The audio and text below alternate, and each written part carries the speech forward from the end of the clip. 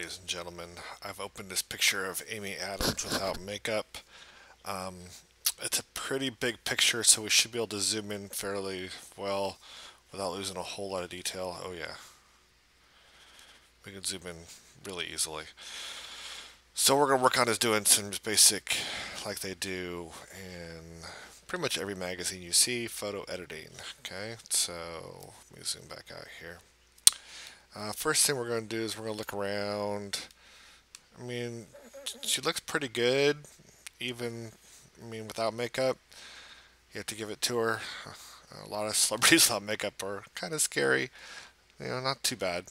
But we're going to look for some little blemishes like we see right over here. And we're going to use the clone stamp tool.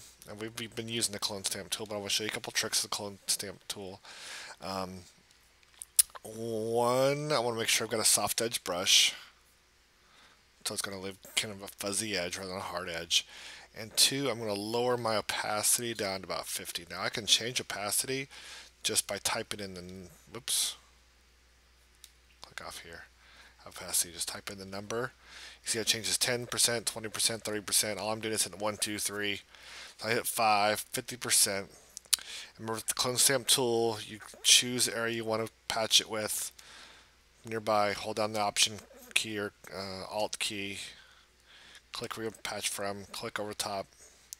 And it's only going to move it slightly, so we're going to click a couple times and it's just going to kind of very carefully remove that out. Okay, so H for hand, we can drag around for some other areas and look for some other little small blemishes that we might be able to just quickly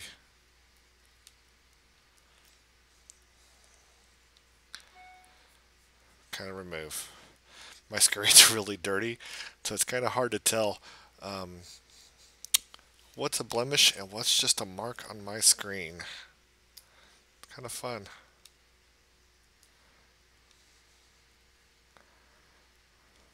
Okay, the next tool we're going to do is the patch tool, which is this band-aid here. It's down here underneath here. It looks like a big giant patch tool. Let me zoom out here first. Move around so I can see what I'm doing. Patch tool. What the patch tool does is it allows you to take one area of the face and replace it with another. So as an example, I'm going to just circle around the eyeball here. We're going to get those dancing ants. I'm going to drag it up and just click somewhere else and then deselect. And you can see pretty dramatic that it just boom removed that big area of the face.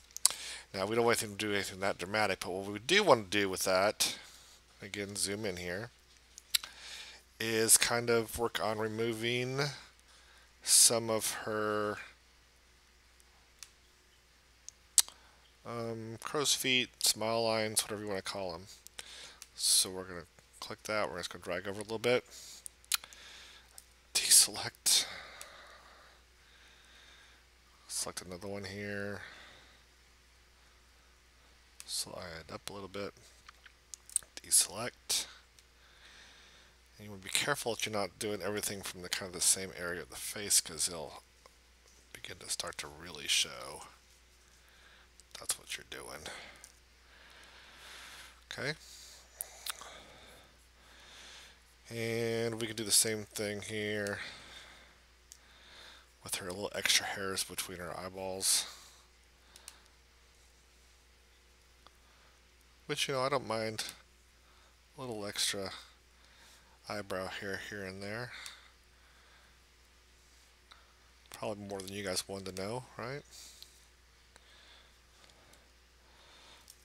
Okay.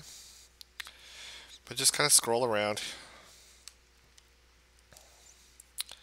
and look for areas that you think might need to be patched.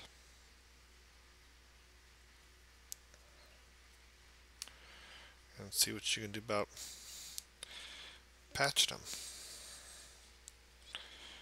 And obviously you want to try to keep it fairly tight. If you do too big of a swath, it's going to start looking unnatural.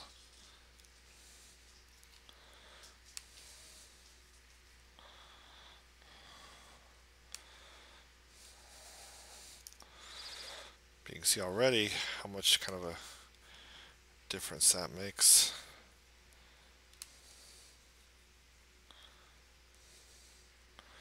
You know, and anything that's not absolutely Barbie doll perfect, we're going to work on fixing because, you know, everybody in a magazine should look like they're Barbie doll perfect, right?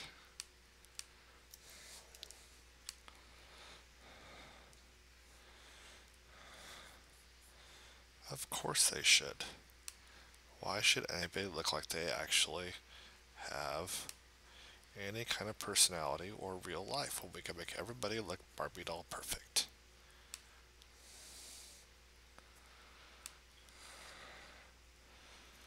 Okay, so that's the clone stamp tool, which you already knew pretty well, and the patch tool.